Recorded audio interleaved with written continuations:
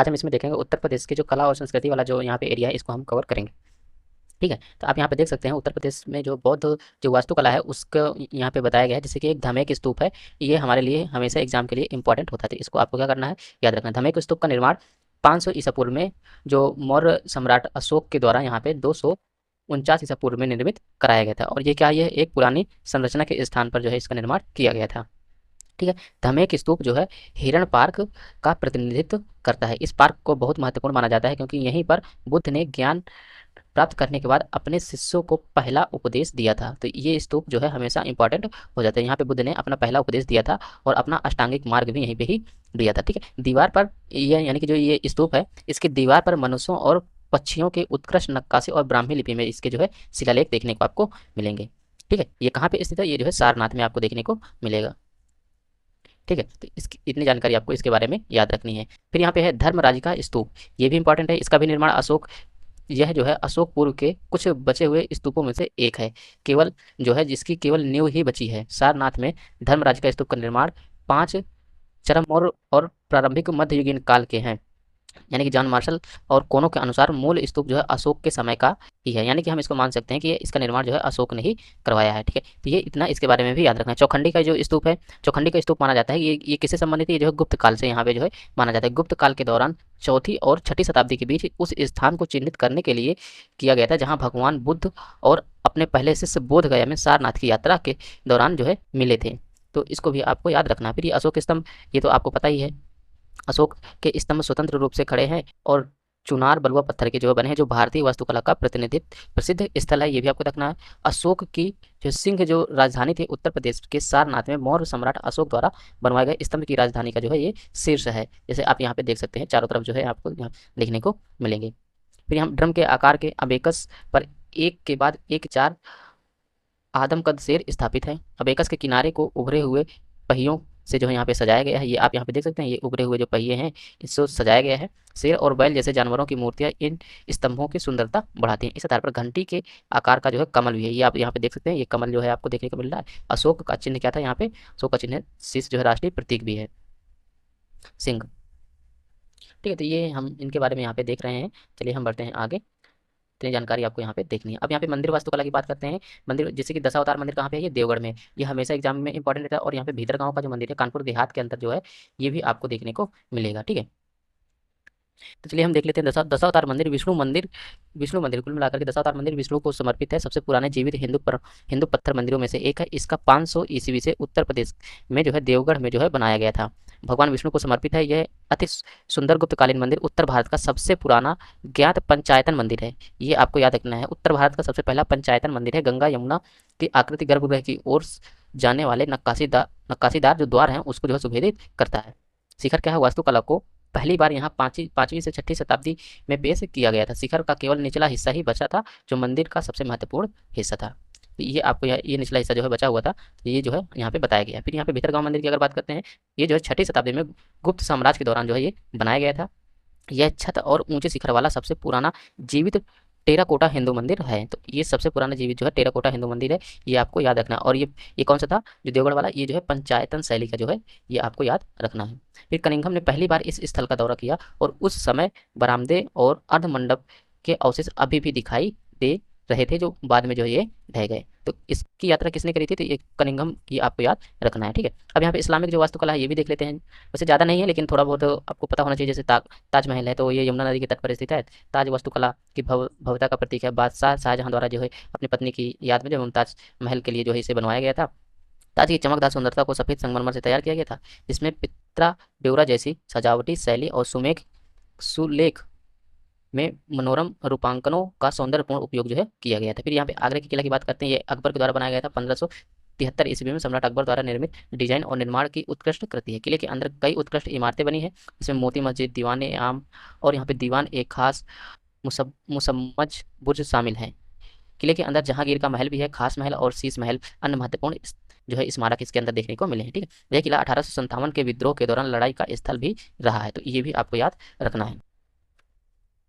अब देखिए फतेहपुर सीकरी, अब सबसे पहले तो ये आपको याद रखना है, ये फतेहपुर डिस्ट्रिक्ट में नहीं है, ये कहाँ पे है, ये आगरा में ही है। ये इतनी बेसिक जानकारी आपको याद रखना है, क्योंकि फतेहपुर लगा है तो अगर ऑप्शन में आता है तो फतेहपुर, तो ये क्या होगा, गलत होगा। फतेहपुर सीकरी का निर्माण 1571 से 1585 के बीच जो है हुआ था। अकबर ने संत सलीम चिश्ती के प्रति अपना आभार प्रकट करने के लिए सीकरी में एक शाही निवास जो है बनवाया था, जो आगरा के साथ संयुक्त राजधानी के रूप में काम करेगा। उन्होंने नए शहर का नाम फतेहपुर सीकरी रखा था।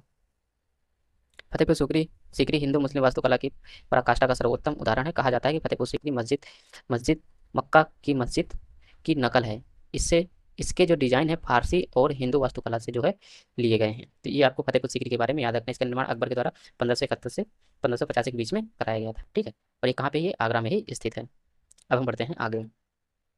ठीक है, अब यहाँ पे जो है बड़ा इमाम बाड़ा जो है, ये इसको जो है आपसी इमाम बाड़ा भी कहा जाता है। ये कहाँ पे है, ये जो है लखनऊ में देखने को मिलेगा। लखनऊ में एक विशाल संरचना का निर्माण 1784 में नवाब आसफ उद दौला द्वारा जो है कराया गया था, और इसी में ही इसे जो है दफनाया गया था।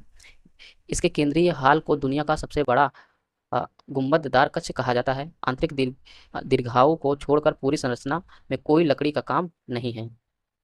इमाम बाड़े के परिसर में ही भव्य आपसी मस्जिद है। वहीं बावली, शाही बावली यहाँ का एक और जो है आकर्षक है। सलीम अली चिश्ती का जो मकबरा है, यहाँ पे आप देख सकते हैं, सूफी संत जो थे सलीम चिश्ती, उसका मकबरा है। मुगल सम्राट अशोक ने संत के सम्मान में जो है इसको बनवाया था। तो ये आपको याद रखना है। ठीक है, अब यहाँ पे जो खुसरो बाग है, खुसरो बाग को देख लेते हैं। ये क्या है, ये एक बड़ा ऐतिहासिक उद्यान है, जिसमें जो है जहांगीर की राजपूत जो पत्नी थी शाह बेगम की कब्रें हैं। जहांगीर के सबसे बड़े बेटे खुसरो मिर्जा और जहांगीर की बेटी निथार बेगम थी, और यह उत्तर प्रदेश के प्रयागराज में जो है स्थित है। और ये स्वतंत्रता संग्राम में भी इसका संबंध देखने को मिला है। तो ये कहाँ पे स्थित है, खुसरोबाग प्रयागराज में स्थित है। अब यहाँ पे देखिए, यहाँ पे जो मेमोरियल हॉल है इसको भी देख लेते हैं। प्रयागराज में जो मेयो मेमोरियल हॉल का निर्माण जो है 1879 में आर रोस्केल बायने द्वारा जो है कराया गया था। 19वीं से 20वीं सदी में की औपनिवेशिक वास्तुकला का जो सर्वश्रेष्ठ जो है प्रदर्शन करता है। वायसराय मेयो की याद में इसे हाल ही में सार्वजनिक बैठकें, स्वागत समारोह के लिए भी जो है आयोजित किए जाते हैं। ठीक है, central cathedral, sorry sent all से सेंटस्ट कैथेड्रल, अजीब सा नाम है। अब अगर प्रोनाउंसिएशन में कोई मिस्टेक हो तो माफ़ी चाहता हूँ। तो ऑल सेंटस सेंटस कैथेड्रल की औपनिवेशिक संरचना, जिसे पत्थर गिरजा या पत्थर चर्च के नाम से भी जाना जाता है, 19वीं सदी में गोथिक वास्तुकला शैली में बनाई गई थी। 1871 में सर विलियम इमर्सन द्वारा जो है डिजाइन किया गया था। वाराणसी का जो संस्कृत महाविद्यालय है, इसकी जो इमारतों का जो निर्माण किया गया था गोथिक शैली में किया गया था। 1916 में लॉर्ड जो भारत के जो वायसराय लॉर्ड हार्डिंग ने एशिया की बेहतरीन वास्तुकला में से एक बनारस हिंदू विश्वविद्यालय की इमारत का जो निर्माण यहाँ पे शुरू कराया था। तो ये आपको याद रखना, लॉर्ड हार्डिंग 1916 में। ठीक है, अब यहाँ पे जो राजभवन है इसको भी देख लेते हैं। लखनऊ में जो राजभवन है, राजभवन कोठी हयात बख्श हुआ करता था, जिसे मेजर जनरल क्लाउड मार्टिन ने अपने निवास के रूप में डिजाइन किया था। आजाद भारत की आज़ादी के पहले कोठी हयात बख्श को गवर्नमेंट हाउस आगरा और अवध के संयुक्त प्रांत के गवर्नर का आधिकारिक निवास घोषित किया गया था। आज़ादी के बाद इसका नाम बदल करके राजभवन कर दिया गया था। फिर यहाँ पे विधान भवन है। 15 दिसंबर 1922 को तत्कालीन जो गवर्नर थे सर स्पेंसर हरकोर्ट बटलर ने विधान भवन की आधारशिला रखी थी। उस समय जो काउंसिल हाउस के नाम से इसे जो है जाना जाता था। विशेष रूप से कहाँ पे, मिर्जापुर के पत्थरों से जो है बनाया गया था। इसे पूरा होने में जो है 6 साल का समय जो है लगा था। यह इमारत जिसे लखनऊ जीपीओ के नाम से जाना जाता है, लखनऊ जीपीओ के नाम से जाना जाता है, एक समय एक रिंग थिएटर था, जिसका उपयोग ब्रिटिश परिवारों द्वारा मनोरंजन के लिए किया जाता था। इसका उपयोग अंग्रेजी फिल्में दिखाने के लिए एक मंच के रूप में किया जाता था। यहाँ अंग्रेजी नाटक भी प्रदर्शित किए जाते थे। फिर यहाँ पे बेगम समरू चर्च जो है ये भी देख लेते हैं। सरधना का चर्च बेगम समरू द्वारा बनाया गया था। 1822 में मदर मैरी को जो है समर्पित किया गया था। यह एक रोमन कैथोलिक चर्च है। यूरोपीय स्थापत्य शैली का एक बेहतरीन उदाहरण माना जाता है। मथुरा का जो स्कूल ऑफ आर्ट है ये आप यहाँ पे देख सकते हो। चलिए हम इनके बारे में भी देख लेते हैं, क्या क्या जानकारी दे रखी है। कुषाण काल में जो मथुरा कला थी अपने शिखर पर पहुंची थी। इस काल का सबसे महत्वपूर्ण कार्य बुद्ध की मानव रूपी छवि है, जिसे अब तक कुछ प्रतीकों द्वारा जो है दर्शाया जाता है। न केवल बौद्ध धर्म बल्कि अन्य 2 धर्म जैसे जैन धर्म, हिंदू धर्म के चित्र भी मथुरा शैली में जो चित्रित किए गए हैं। अब इसकी मुख्य विशेषताएं क्या क्या हैं, इनको भी हम यहाँ पे देखते हैं। इनकी मुख्य विशेषताओं में अगर बात करें, इसमें विष्णु और शिव की छवियाँ उनके आयुधों द्वारा दर्शाई गई हैं। बड़ी छवियों का जो आयतन चित्र तल से बाहर प्रक्षेपित होता है। चेहरे गोल और मुस्कुराते हुए हैं। शरीर पर वस्त्र दिखाई दे रहे हैं। बुद्ध, यक्ष, यक्षिणी, शैव, वैष्णव देवताओं की छवियों के चित्र बड़े पैमाने पर जो है इसमें जो है उकेरे गए हैं। मूर्तियां बनाने के लिए अधिकतर जो है चित्तीदार यहाँ पे लाल पत्थर का उपयोग जो है किया जाता था। तो ये वाला पॉइंट आपको याद रखना है। 2वीं शताब्दी ईसा पूर्व में मथुरा की मूर्तियां मथुरा की मूर्तियों में कामुकता का जो है स्थान ले लिया। कामुकता 3री शताब्दी से पूर्व में मूर्ति में अत्यधिक कोमलता और जो गति को कम करके मूर्ति कला की मात्रा में परिवर्तन को दोनों पैरों के बीच पूरी दूरी को जो है यहाँ पे बढ़ाकर शरीर की मुद्रा को झुकाव और उपयोग करके जो है यहाँ पे दिखाया गया था। सिर के चारों ओर जो है प्रभा मंडल द्वारा सजाया गया है। तो ये आपको इनकी कुछ मुख्य विशेषताएं हैं, आप याद रखना चाहें तो याद रख सकते हो। अब यहाँ पे उत्तर प्रदेश की जो चित्रकला के बारे में बात करते हैं, तो इसके बारे में बात कर लेते हैं। जैसे यहाँ पे मिर्जापुर की चित्रकला है, यह प्रागैतिक इतिहास काल की जो है कुछ प्राचीन चित्र हैं जो मिर्जापुर सोनभद्र जिले में जो लखनिया दारी की जो गुफाओं में जो है पाई गई। लखनिया दारी की गुफाएं कहाँ पे हैं, तो ये आपको देखने को मिलेगा सोनभद्र और जो है मिर्जापुर में। वे उत्सव जो नृत्य युद्ध शिकार के दृश्यों को जो है ये चित्रित करते हैं। सोनभद्र और चित्रकूट के गुफा चित्र जो है मध्य पाषाण काल और नव पाषाण काल के बीच के समय पर जो है प्रकाश यहाँ पे डालते हैं। फिर यहाँ पे मुगल जो चित्रकला है ये आगरा शैली के नाम से जाना जाती है। लघु मुगल चित्रों की गतिविधियाँ और जीवन शैली को यहाँ पे दर्शाते हैं। उत्तर प्रदेश में चित्रकला का स्वर्णिम काल गुप्त काल था, जहांगीर के शासन काल में चित्रकला अपने चरम पर पहुंची थी। फिर यहाँ पे बुंदेला जो चित्रकला है इसको देखते हैं। बुंदेला चित्रकला राजपूत चित्रकला शैली से संबंधित है। इसमें जो है जीवन के सभी पहलुओं को शामिल करती है। ये जो चित्रकला है जीवन के सभी पहलुओं को शामिल करती है, जैसा कि आप इसमें देख सकते हैं। और इसके मजबूत धार्मिक निहितार्थ थे, देवी देवताओं के विषय हैं, शाही दरबार के दृश्य, पौराणिक पशुओं तथा यहाँ तक कि आम आदमी को रोजमर्रा की जिंदगी से भी संबंधित जो इसमें दृश्य भी दिखाए गए। चित्रकला बुंदेलखंड क्षेत्र में अपनी पूर्णता चरम पर पहुंची गई जब ओरछा के राजा मथुरा के केशव देव के यहाँ पे मंदिर का जो निर्माण कराया गया था। तो ये आप याद रख सकते हैं, ये किससे संबंधित है, बुंदेला चित्रकला, ये जो है राजपूत चित्रकला शैली से संबंधित है। ब्रज चित्रकला, अब यहाँ पे क्या है, ब्रज जो चित्रकला है ये क्या है, ये किस के नाम से जाना जाता है, मथुरा शैली के नाम से जाना जाता है। जैसे मथुरा, गोकुल, वृंदावन, गोवर्धन चित्रकला भगवान कृष्ण के जीवन के दृश्य को यहाँ पे दर्शाया गया है। राजपूत चित्रकला जैसे कि अभी हमने यहाँ पे देखा, बुंदेला चित्रकला ये इसी से संबंधित है। इसका विकास कन्नौज और बुंदेलखंड के चंदेल राजाओं ने जो यहाँ पे किया था। आमतौर पर प्रेम कहानियाँ, कहानियों, धार्मिक रीति रिवाजों और संस्कृतियों पर जो है आधारित ये होते थे। ठीक है, तो हम बढ़ते हैं आगे। ये पूरा जो है फैक्चुअल डेटा है, प्रीलिम्स के अकॉर्डिंग है, तो आपको जो है पॉइंट टू पॉइंट याद रखना है। ज़्यादा से ज़्यादा इसको अगर आप देखेंगे 2 से 3 बार देखेंगे तो आपको जो है तैयार हो जाएगा। फिर यहाँ पे जो जैन चित्रकला है, मथुरा क्षेत्र में जो है इसका विकास हुआ था। कागज़ पर बनाई गई चित्रकला सबसे पहले जैन चित्रकला शैलियों के रूप में जो है शुरू की गई थी। तो ये वाला पॉइंट आप यहाँ पे याद रख सकते हो। अगर उत्तर प्रदेश के अगर हम शिल्प की बात करते हैं, शिल्प में क्या है, चिकनकारी, जैसे कि हस्तशिल्प का यह रूप मुख्यतः लखनऊ में प्रचलित है। यह सिफान, मलबल, आर्गेना, आर्गेडी और रेशम जैसे कपड़ों पर जो है किया जाता है। ये आपको यहाँ पे देखने को, यहाँ पे है जरदोगी, दरजोगी। तो आप यहाँ पे देखेंगे भारत में प्रचलित कढ़ाई शैली जिसे जरदोजी के नाम से जाना जाता है की उत्पत्ति फारस में हुई थी। इसकी उत्पत्ति कहाँ पे हुई थी, ये आपको याद रखना है, फारस में हुई थी। सोने की कढ़ाई से संदर्भित जो है करता है, दो फारसी शब्दों से आया है। जार जिसका अर्थ है सोना, दोजी मतलब इसका अर्थ होता है कढ़ाई। ठीक है, तो ये आप इसको याद रखना है। सबसे महत्वपूर्ण ये है कि ये लखनऊ में सबसे प्रसिद्ध है और वाराणसी में भी इसे जो है माना जाता है। अगर लखनऊ ना ऑप्शन में हो, वाराणसी हो, तो आपको वाराणसी आपको आंसर में टिक करना है। ठीक है, अब यहाँ पे जैसे कालीन है, कालीन उत्तर प्रदेश की सबसे महत्वपूर्ण सांस्कृतिक जो है अभिव्यक्ति है। यह राज्य देश की लगभग 90% कालीन की आपूर्ति करता है। राज्य में जो कालीन की बुनाई मुख्यतः इसके जो केंद्र है मिर्जापुर और भदोही के आसपास के क्षेत्र हैं। धातु के बर्तन है, जैसे उत्तर प्रदेश का सबसे बड़ा पीतल और तांबा उत्पादक राज्य है, यानी कि उत्तर प्रदेश जो है भारत का सबसे बड़ा पीतल का उत्पादक और तांबा का उत्पादक राज्य है। अब इसमें क्या है, मुरादाबाद अपने कला धातु कर्म के लिए प्रसिद्ध है। रंगीन मीनाकारी और जटिल नक्काशी के लिए भी जाना जाता है। तो ये आपको याद रखना है, कौन सा डिस्ट्रिक्ट है, मुरादाबाद। ठीक है, अब मिट्टी के बर्तन की अगर बात करते हैं, मिट्टी के बर्तन में जैसे खुर्जा, चुनार, रामपुर के जो सफ़ेद पृष्ठभूमि वाले जो और नीले और हरे रंग के जो पैटर्न वाले चमकदार मिट्टी के बर्तन बनाने की कला जो है विकसित हुई है। उत्तर प्रदेश में काली मिट्टी से व्यापक रूप से बर्तनों को बनाया जाता है, जिसे जटिल नक्काशी से सिल्वर पेंट से जो है इसे सजाया जाता है। जैसे निजामाबाद में प्रचलित कला में चावल की खेती की मिट्टी से बने काबिज नामक पाउडर में अत्यधिक चमक होती है। काबिज नामक पाउडर में अत्यधिक चमक होती है, वह अपने मिट्टी के बर्तन के उद्योग के लिए जो है प्रसिद्ध है। टेराकोटा ये हमारे लिए इंपॉर्टेंट है, ये अक्सर एग्जाम में पूछा जाता है और यूपीएससी ने भी इस पे क्वेश्चन पूछा है। गोरखपुर में ऐसे गांव हैं जहां जानवरों की मिट्टी की आकृतियां बनाई जाती हैं, जैसे आप यहाँ पे देख सकते हैं, और अपने सजावटी रूप में सजाए गए टेराकोटा घोड़े के लिए प्रसिद्ध है। कुम्हार चाक पर मिट्टी के अलग अलग टुकड़े रखकर और फिर उन्हें तराश कर मूल रूप जो है तैयार करता है। फिर जैसे अगर यहाँ पे कला और शिल्प जो महाविद्यालय है इसकी स्थापना कब हुई थी, इसकी स्थापना 1911 में लखनऊ में हुई थी। भारतीय ललित कला परिषद इसकी स्थापना कब हुई थी, 1920 में वाराणसी में। ठीक है, और नगर निगम आर्ट गैलरी की स्थापना कब हुई थी, 1949 में हुई थी। भारत कला भवन ये जो है इसकी स्थापना ये आपको याद रखना है 1920 में हुई थी। कहाँ पे, बनारस में हुई थी, वाराणसी में। राज्य ललित कला अकादमी की स्थापना 1962 में हुई थी, लखनऊ में। यानी कुल मिलाकर के अगर शिल्प से संबंधित अगर कोई क्वेश्चन आता है तो लखनऊ, वाराणसी, ठीक है, वाराणसी, लखनऊ, यही 2 हैं, आपको याद रखना है। ठीक है, अब हम पढ़ते हैं आगे। अब यहाँ पे जो संग्रहालय है, उत्तर प्रदेश के जो संग्रहालय है, उनको भी हम यहाँ पे देख लेते हैं। ठीक है, अब जैसे इलाहाबाद का जो संग्रहालय है, इसकी जो शुरुआत हुई 1931 में जो है की गई थी। नगर संग्रहालय के रूप में इसकी स्थापना जो है किया गया था। यहाँ पे संग्रह में पुरातात्विक सामग्री, पत्थर, कांस्य, लकड़ी, धातु की मूर्तियाँ, पेंटिंग, टेराकोटा, सिक्के, सजावटी कला, वस्त्र जो है इसमें शामिल है। इसके अलावा क्या क्या है, जैसे महात्मा गांधी, पंडित जवाहरलाल नेहरू जैसे राष्ट्रीय नेताओं और सुमित्रानंद पंत जैसे प्रख्यात साहित्यकारों के संग्रह भी उपहार के रूप में प्राप्त किए गए। संग्रह को समृद्ध और विविधतापूर्ण बनाने के लिए प्राप्त किए गए हैं। इस संग्रह के व्यापक महत्व के कारण जो है इलाहाबाद संग्रहालय को भारत सरकार के तत्वाधान में लिया गया है और केंद्र सरकार द्वारा संग्रहालय घोषित किया गया है। तो ये आपको याद रखना, संग्रहालय घोषित कौन करता है, ये जो है भारत सरकार के द्वारा जो है घोषित किया जाता है। विधि संग्रहालय ये और जो है अभिलेखागार, ठीक है, ये भी कहाँ पे है, प्रयागराज में जो उच्चतम न्यायालय का एक जो है अनुभाग है, 1966 में जो है इसकी स्थापना हुई थी।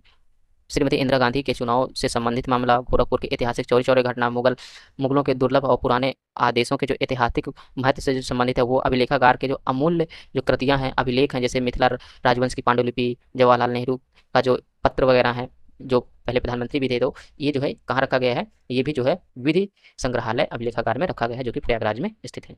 लखनऊ में जो राज्य संग्रहालय है, ये उत्तर प्रदेश का क्या है, ये सबसे पुराना और सबसे बड़ा बहुउद्देशीय संग्रहालय है। तो ये वाला पॉइंट आपको याद रखना, जिसकी स्थापना कब हुई थी, 1863 में। थारू जनजाति, ये थारू जनजाति उत्तर प्रदेश की सबसे बड़ी जनजाति है। यह जो है उत्तर प्रदेश का पहला जनजातीय संग्रहालय है। तो ये आपको याद रखना है, थारू जनजातीय संग्रहालय का निर्माण बलरामपुर जिले के इमिलिया कोठर गांव में किया गया था। तो ये दोनों पॉइंट आपको याद रखना है, ठीक है।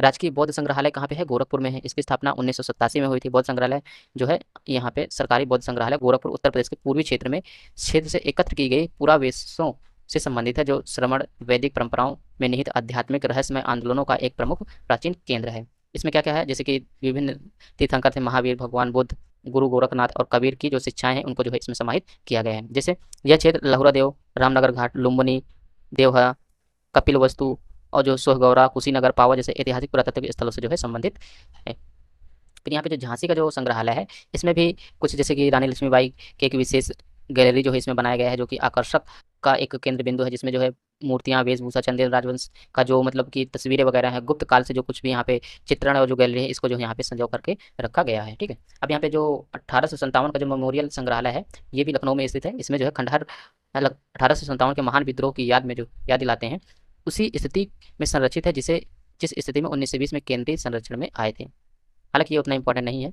अब यहाँ पे दलित स्मारक, ये हमारे लिए इंपॉर्टेंट है, इसको याद रखना है। राष्ट्रीय दलित स्मारक कहाँ पे है, नोएडा में स्थित है। इसका उद्घाटन 14 अक्टूबर 2011 में किया गया था, यानी कि ये सबसे क्या है, ये सबसे लेटेस्ट है, तो ये आपको याद रखना है। इसमें क्या है, गौतम बुद्ध, संत कबीर, संत शिरोमणि, रैदास, जननायक बिरसा मुंडा, नारायण गुरु और पेरियार, रामास्वामी, छत्रपति साहू जी महाराज, भीमराव अम्बेडकर, काशीराम, ज्योतिबा फूले सहित मानवता, समानता और सामाजिक न्याय के लिए जीवन को जो है समर्पित करने वाली जो मूर्तियां हैं, इसमें जो है शामिल हैं।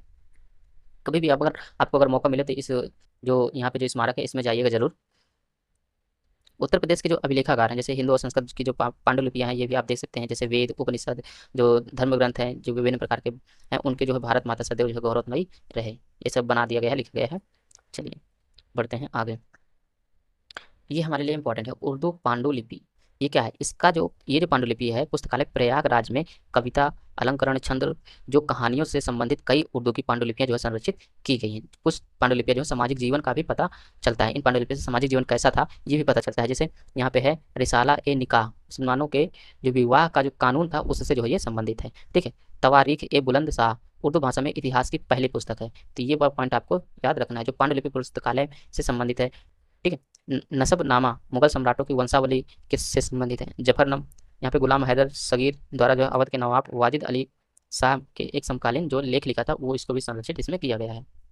फारसी पांडुलिपि ये हमारे लिए उतनी इंपॉर्टेंट नहीं है, लेकिन आप याद रखना चाहे तो याद रख सकते हैं। जैसे दारा सिकोह के द्वारा लिखित सिर ए अकबर, ये पुस्तक है, इसको याद रखना है, ठीक है। और जो है यहाँ पे जो हिंदू उपनिषद है, उनका जो अनुवाद जो दारा सिकोह के द्वारा किया गया था, ये आप इसको याद रखेंगे। फिर कई काव्य जो पांडुलिपियाँ, रूपक, दंत कथाएं, कहानियां देखी गई, जिसमें से 124 मासनवी मजुआ ए मसनवियात का एक अनूठा संग्रह। बताइए ऐसे नाम है कैसे याद रखेंगे, एग्जाम तक सारे भूल जाएंगे। एक रामायण और महाभारत जैसे संस्कृत ग्रंथ, पुराणों, कथा, ज्ञानमाला, ये सब जो है इससे संबंधित है।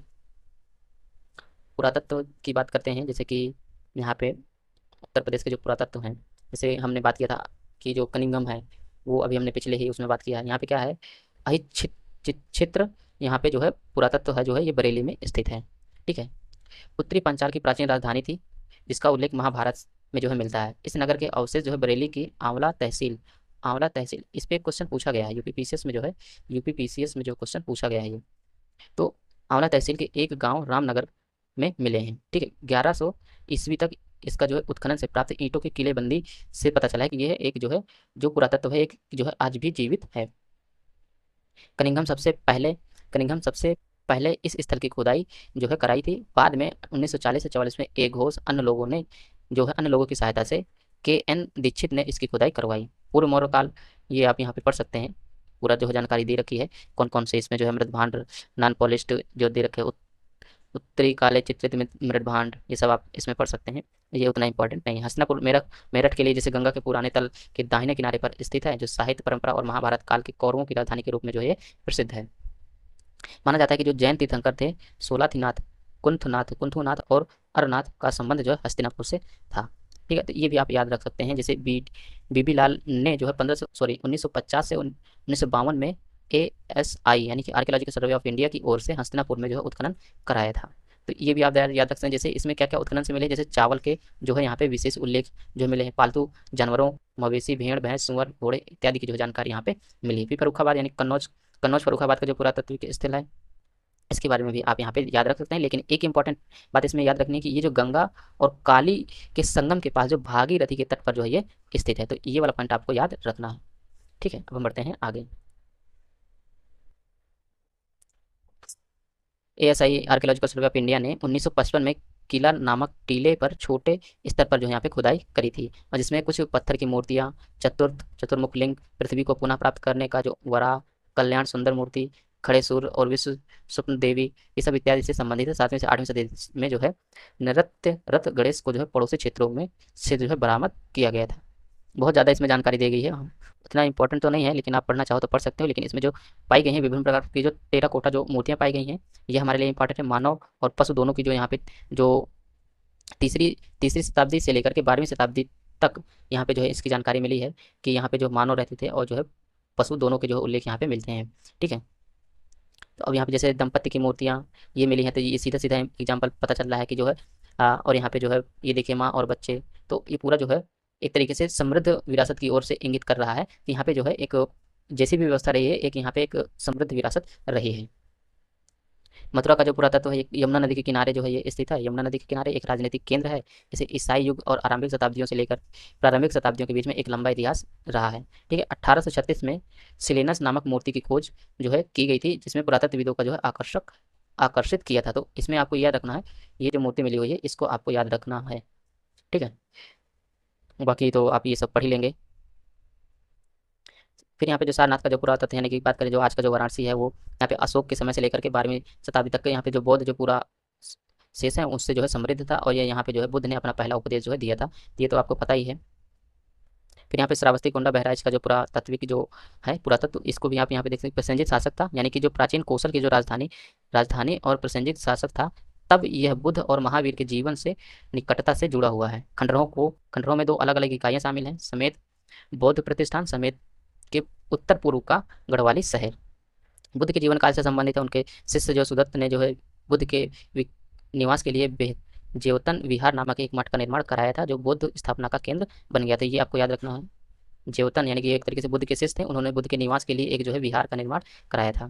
ठीक है, जेवतन विहार के द्वार के पास 2 शीर्ष स्तंभ भी स्थापित कराए थे, तो ये आप याद रख सकते हो। ठीक है, तो यहाँ पे 1959 में के सिन्हा के नेतृत्व में ASI द्वारा महेत में फिर से शुरू की गई खुदाई से शहर की प्राचीनता का महत्वपूर्ण जो है सबूत यहाँ पे मिले हैं। फिर यहाँ पे अगर आप बात करते हैं तो यहाँ पे जो है अलग अलग उत्खननकर्ताओं के द्वारा जो है खुदाई कराई गई थी, जैसे कि 1907-8 से 1910 के बीच में जॉन मार्शल और दयाराम साहनी द्वारा बौद्ध स्तूपों की पवित्रता के अनुरूप जो है कई स्तूप मठ और मंदिर के एक अनियमित परिसर दीवार भी इसमें जो है उजागर किया गया था। ठीक है, अब जैसे कि यहाँ पे विभिन्न जो स्मारक है और कौन कौन से जिले में स्थित है, इनको भी हम यहाँ पे देख लेते हैं। ठीक है, अब जैसे कोल्डी हवा, हमने फर्स्ट जो हमारा जो पार्ट था कोल्डी हवा हमने देखा था, ये कहाँ पे है, प्रयागराज में। तो अगर आपने इसके बारे में पढ़ रखा है तो ये आपको याद रखने की जरूरत नहीं है, ये कहाँ पे है, प्रयागराज में। ठीक है, अलीगढ़ का जो किला है ये कहाँ पे होगा, अलीगढ़ में ही होगा। ठीक है, आपको याद क्या रखना है, जैसे टीला जयगरा ये कहाँ पे है, ये आगरा में है। तहसील भवन कीरावली ये कहाँ पे है, आगरा में है। तो इस तरीके से आपको एक याद रखना है। बटेश्वर नाथ का जो मंदिर है ये भी आगरा में है। मोहारी प्राचीन मकबरा कहाँ पे है? ये भी आगरा में है। तो ये इस तरीके से आप याद रख सकते हो। चलिए और भी हम यहाँ पे देखते हैं, बहुत सारी लिस्ट यहाँ पे दी गई है, देख सकते हैं यहाँ। तो इसको आप लोग पढ़ लीजिएगा। मैं यहाँ पे बता देता हूँ, जैसे कि यहाँ पे महागरा का जो प्राचीन टीला है प्रयागराज में है। चौपानी मांडो ये तो आपने पढ़ा ही है, चौपानी मांडो प्रयागराज। गुरुधाम मंदिर जो है वाराणसी। पुराना मंदिर चंदौली। फिर यहाँ पे हवेली जो अवध है अयोध्या। गुप्ततार घाट अयोध्या। ठीक है, इस तरीके से आप जो है याद रख सकते हो। जैसे विष्णु छवि ये क्या है? गोरखपुर में है। नरहन ये भी जो है कहाँ? गोरखपुर में है। तो इस तरीके से आप जो है पूरा ये आप पढ़ लीजिएगा, मैं पीडीएफ प्रोवाइड करा दूंगा। तो ये पूरा फैक्चुअल है, तो आप अपने अकॉर्डिंग देख लीजिएगा। हम बढ़ते हैं आगे। ये देख रहे हैं पूरा जो है यहाँ तक की पूरी 80 लिस्ट दी गई है। 80 लिस्ट में अगर आप 2 से 3 बार अगर देख लेंगे तो ये कम से कम ऑप्शन को एलिमिनेट करने में आपको मदद ज़रूर मिलेगी। देख रहे हैं ये पूरा 117 जो है सीट इस पे जो है दी गई है। यहाँ पे 139 जो है यहाँ पे पूरे जो है स्मारक आपको दिए गए हैं। अब इनको कौन याद रखेगा? तो एक बार ससरी नज़र से देख लीजिएगा, हो सकता है 1-2 क्वेश्चन आपको मिल जाए। ठीक है? फिर अगर हम बात करते हैं उत्तर प्रदेश में जो मेले और जो त्योहार हैं, जैसे कुंभ और अर्धकुंभ, ये तो आपको पता है 2017 में जो है यूनेस्को ने जो है इसको जो सांस्कृतिक विरासत की सूची में जो है शामिल किया था। ठीक है? तो ये आपको याद याद करने की ज़रूरत नहीं है। ठीक है? कंपिल मेला, कंपिल ये क्या है? जैन मेला है, ये आपको याद रखना है। इसका आयोजन उत्तर प्रदेश के एटा जिले की कासगंज तहसील के कंपिलिया गांव में जो है किया जाता है। यह 13वें तीर्थंकर ब्राह्मण विमल नाथ की जन्मस्थली के रूप में भी जाना जाता है। यह मार्च में गंगा नदी के तट पर जो है आयोजित होने वाला 5 दिवसीय मेला है। कब आयोजित होता है? ये मार्च में आयोजित होता है। कहाँ होता है? एटा जिले के जो है या कासगंज तहसील में, ये आपको याद रखना। और ये एक जो है जैन मंदिर है, इतनी जानकारी आपको याद रखनी है। रामलीला आपको सबको पता है, जन्माष्टमी भी आप सबको पता है। ठीक है, तो आपको केवल ये वाला जो है याद रखना है। ठीक है, अन्य मेले जैसे कि बटेश्वर मेला आगरा, बटेश्वर अभी हमने पढ़ा था। कैलाश मेला ये भी आगरा। तो इस तरीके से आप एक स्मार्ट वे में जो है तैयारी को कर सकते हो। फिर जैसे गंगा महोत्सव कहाँ पे? वाराणसी। फिर यहाँ पे देवा शरीफ मेला बाराबंकी, इसको आपको याद रखना है। फिर राम बारात आगरा। फिर यहाँ पे बरसाना होली मथुरा। संगीत की बात करते हैं तो देखिए संगीत है यहाँ पे दरबारी संगीत, जैसे आगरा, फतेहपुर सीकरी, लखनऊ, जौनपुर, वाराणसी, अयोध्या, बांदा, दतिया आदि में जो है संरक्षण मिला है। दूसरी भक्ति पंथ से उभरी धार्मिक परंपरा थी जो मथुरा, वृंदावन और अयोध्या जैसे केंद्रों में जो है फलीभूत थी। उत्तर प्रदेश के शासकों, संगीतकारों ने हिंदुस्तानी संगीत की समृद्धि में जो है योगदान दिया था। अब जैसे हम यहाँ पे एक एक करके बात करते हैं। हिंदुस्तानी जो शास्त्रीय संगीत है इसके बारे में देख लेते हैं। ये क्या है? भारतीय उपमहाद्वीप की उत्तरी क्षेत्र का शास्त्रीय संगीत है। इसमें क्या होता है? वीणा, सितार, सरोद जैसे वाद्य यंत्रों पर जो है बजाया जाता है। इसकी उत्पत्ति की अगर हम बात करते हैं तो 12वीं शताब्दी ईसा पूर्व में जो है गंगा जमुनी तहजीब ये आपको याद रखना है में जो है हुई थी। ठीक है, अब यह संगीत भारतीय शास्त्रीय संगीत परंपरा को फारसी अरबी संगीत ज्ञान से जो है जोड़ता है। परिणाम स्वरूप घराना संगीत शिक्षा प्रणाली की एक अनूठी परंपरा बनती है। तो ये आपको याद रखना है। जैसे कि यहाँ पे जो है पंडित भीमसेन जोशी, रविशंकर जैसे हिंदुस्तानी शास्त्रीय संगीत के प्रतिपादकों को कला में योगदान के लिए सर्वोच्च नागरिक पुरस्कार से जो भारत रत्न से जो है सम्मानित किया गया है। ठीक है, उत्साद उत्साद यहाँ पे बिस्मिल्लाह खान ये भी हैं, तो इनको भी आप याद रख सकते हो। जैसे कि 20वीं सदी में जयपुर, आगरा, ग्वालियर जैसे छोटे रियासत शहरों में हिंदुस्तानी संगीत को विकसित करने में जो महत्वपूर्ण भूमिका निभाई थी। जैसे हिंदुस्तानी शास्त्रीय संगीत की जो प्रमुख शैलियाँ हैं ये आप यहाँ पे देख सकते हो। जैसे कि ये टंपा, ठुमरी, दादरा, गज़ल, भजन इत्यादि जो है इसमें शामिल होते हैं। ध्रुपद ये पूछा गया है यूपी पीसीएस में जो है यूपी पीएससी में जो है पूछा गया है। ध्रुपद क्या है? ध्रुपद एक गायन की एक पुरानी शैली है। तो आप इस वाले सेक्शन को आप मोस्ट इंपॉर्टेंट मान करके चलिएगा। एक है गायन की शैली है जिसे पारंपरिक रूप से पुरुष गायकों द्वारा प्रस्तुत किया जाता है। इसे इसे तंबूरा, पखावज वाद्य यंत्रों के साथ जो है प्रस्तुत किया जाता है। तानसेन एक महान भारतीय संगीतकार जो ध्रुपद शैली में जो है गाते थे। तो ये आपसे पूछा जा सकता है स्टेटमेंट वाइज में। धमार ध्रुपद का एक हल्का रूप है जो मुख्य रूप से होली के बसंत उत्सव के दौरान जो है गाया जाता है। ध्रुपद के मुख्य घराने कौन कौन से हैं? जैसे दगारी, दरभंगा, बेतिया, तलवंडी घराने जो है ये जो है संबंधित है। तो ये भी आपको याद रखना है। अब अगला क्या है? जैसे ख्याल। ख्याल भी एक तरीके से आधुनिक भारतीय जो रूप है संगीत का। ख्याल शब्द का अर्थ क्या होता है? विचार या कल्पना। ये एक फारसी या अरबी शब्द से लिया गया है। ख्याल अलंकरण का विविधता ध्रुपद की तुलना में अधिक है। जैसे कश्ती की सामग्री का महत्व गायक के लिए निर्धारित राग में संगीत के माध्यम से कश्ती के भावनात्मक महत्व को चित्रित करना है। इस शैली की उत्पत्ति का श्रेय जो है अमीर खुसरो को दिया जाता है। तो ये आपको याद रखना है। मुगल सम्राट मोहम्मद शाह अपने दरबारी संगीतकारों सदारंग, अदारंग और मनारंग के माध्यम से इस शैली को जो लोकप्रिय बनाया था। अब इसमें अगर प्रमुख घराने की बात करते हैं जैसे ग्वालियर, किराना, पटियाला और आगरा घराने जो है इससे संबंधित है। ठुमरी, ठुमरी क्या है? ये अर्थशास्त्री गायन है। यह उत्तर प्रदेश के नवाब वाजिद अली शाह द्वारा जो है दरबार में जो है ये शुरू की गई थी। तो ये आपको याद रखना है। फिर अगर इसके गीत के सबसे मुख्य रूप से पुरानी अधिक ग्रामीण हिंदी बोलियां जैसे ब्रज भाषा, अवधी, भोजपुरी में है। कंवर में किए गए विषय आमतौर पर रोमांचक होते हैं। ठीक है, जैसे इसमें राग के बजाय गीत को अधिक महत्व देते हैं, संगीत की कहानी कहने के गुणों को जो है ये लाते हैं। तो ये इनके बारे में छोटे छोटे इन्फॉर्मेशन है, आप एक एक बार अगर नोट्स भी बना लेंगे ना तो आपको पूरा जो है ये कंप्लीट हो जाएगा। अब जैसे ठुमरी के घराने के जैसे बनारस, लखनऊ और पटियाला। फिर यहाँ पे गज़ल क्या है, गज़ल आपको पता है मुगल शासन के दौरान ये जो है विकसित हुई थी। इसमें फारसी, उर्दू ये सब जो है इसमें सम्मिलित होते हैं, काव्य के रूप में बन गई। और इसके हम घराने की बात करते हैं, जैसे कि इसमें क्या है, मेन रूप से जो है श्रेय किसको दिया जाता है, जो अमीर खुसरो को जो है इसकी कला को जो विकसित करने में योगदान के रूप में जाना जाता है। तो ये आपको याद रखना है। आगरा घराना, जैसे बनारस आगरा घराना क्या है, ब्रजभूमि का एक महत्वपूर्ण हिस्सा है, जो कृष्ण, सूरदास, रखवास, अन्य सूफी संतों की भक्ति की भूमि थी। ठीक है, ये आप याद रखने हैं। सुजान सिंह आगरा घराने के क्या थे, संस्थापक थे। ठीक है, बनारस ये क्या है, ठुमरी को आमतौर पर बोल बनवा ठुमरी समकक्ष माना जाता है, और इस प्रकार की ठुमरी में जो पाठ के शब्दों को संगीत अलंकारों से जो है सजाया जाता है। जैसे लखनऊ घराना है, लखनऊ घराने से आप देखेंगे तो भरपूर जो है ठुमरी प्रस्तुत करता है। तो ये छोटे छोटे इन्फॉर्मेशन है, आप इनको भी कवर कर सकते हो। यहाँ पे क्या है, उत्तर प्रदेश के जो नृत्य हैं इनको आप लोग यहाँ पे देख सकते हैं। जैसे कथक, कथक क्या है, ये उत्तर प्रदेश का एक शास्त्रीय नृत्य है। कथक है, कथकली नहीं, कथक ये आपको याद रखना है, शास्त्रीय नृत्य। इसकी उत्पत्ति 7वीं शताब्दी ईस्वी के दौरान भारत में हुई थी। कथक में हाथों और पैरों की जटिल आकृति और चेहरे के भाव शामिल होते। कथक की उत्पत्ति हिंदू मंदिरों में हिंदू धर्म ग्रंथों, महाभारत और रामायण की महाकाव्य कहानियों में को जो है चित्रित करने के लिए कहानी कहने के उपकरण के रूप में जो है हुई थी। पूजनीय कहानियां कहने में जो है सहायता के लिए कविता को जो है लयबद्ध गति से जो है जोड़ा गया था। अगर इसकी परंपरा की जैसे कि जो घराने हैं उनकी बात करते हैं, कथक के जो घराने हैं जिन्हें जैसे अगर हम देखते हैं तो जयपुर हो गया, बनारस हो गया, ये लखनऊ हो गया, तो ये इसके 3 घराने जो है 3 अलग-अलग जो है रूपों में पाए जाते हैं। तो ये आप याद रख सकते हैं। बनारस घराना जैसे कि अभी हमने पढ़ा था, सितारा देवी इससे संबंधित है। ठीक है, लखनऊ में वाजिद अली शाह ये संबंधित है। तो इनको आपको याद रखना है। और वाजिद अली को जो है यहाँ पे क्या है, जैसे कि जो लखनऊ घराना है इस घराने की असली पहचान बनाने का श्रेय पद्म विभूषण पंडित बिरजू महाराज को दिया जाता है। तो ये पॉइंट आपको याद रखना है। ठीक है, उन्होंने कई बार अंतर्राष्ट्रीय स्तर पर अपनी प्रतिभा का प्रदर्शन करके कथक की परंपरा का जो है पारंपरिक विधा का जो है समर्थक बनाया है। तो आप इस तरीके से इनको याद रख सकते हो। उत्तर प्रदेश के अन्य शास्त्रीय नृत्य जैसे नौटंकी, तो आप सभी को पता है, नौटंकी ये सबसे लोकप्रिय नृत्य है।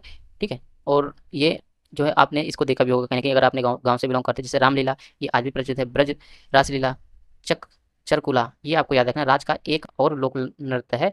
इस नृत्य को करते समय महिला नर्तकी अपने सिर पर जलते हुए दीप के पिंजले को जो है संतुलित करके करते हुए नृत्य करती है। तो ये आपको याद रखना है। चरकुला और रसिया राज्य में ब्रज क्षेत्र की जो है ये मूल कलाएं हैं। ठीक है, बढ़ते हैं आगे, कुछ और बातें हैं, वैसे ये समाप्त होने वाला है। ठीक है, रसिया का चित्र राधा और श्री कृष्ण का जो यहाँ प्रेम दर्शाने के लिए कजरी नृत्य, कजरी भी पूछा हुआ है। कजरी जो है वर्षा ऋतु की शुरुआत में जो कजरी नृत्य का आगमन होता है, ये आपको याद रखना है। ठीक है, और अक्सर प्रेम गीत ये होते हैं। साहित्य की जैसे बात करते हैं, यहाँ पूरा जो है देख सकते हैं। यहाँ पे जो लैंग्वेज जो है उत्तर प्रदेश की, जैसे कि बुंदेलखंड में क्या है, ये बुंदेली बोली जाती है। ठीक है, अवधी बोली जाती है।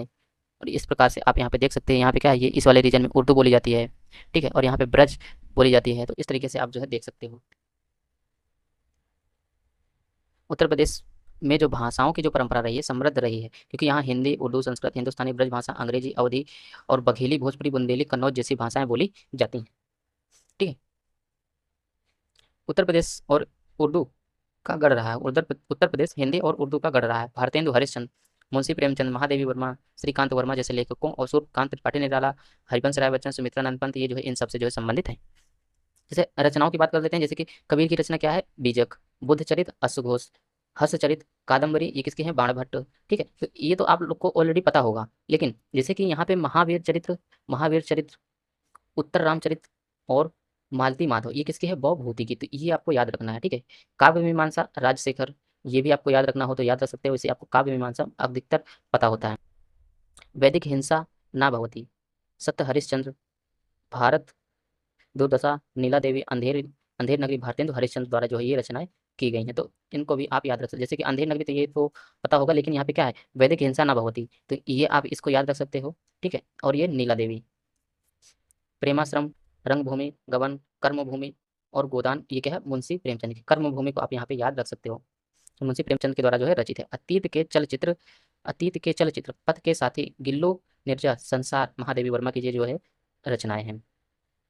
उर्दू शायरी के क्षेत्र में फिराक गोरखपुरी, जोश, मलिहाबादी, अकबर, प्रयागराज, ये जो है इन सबसे संबंधित है। मजाज, लखनवी, कैफी आजमी, अली सरदार जाफरी, शकील बदायूनी और निदा फाजली उत्तर प्रदेश की जो है सांस्कृतिक विरासत सूची में जो है शामिल हैं।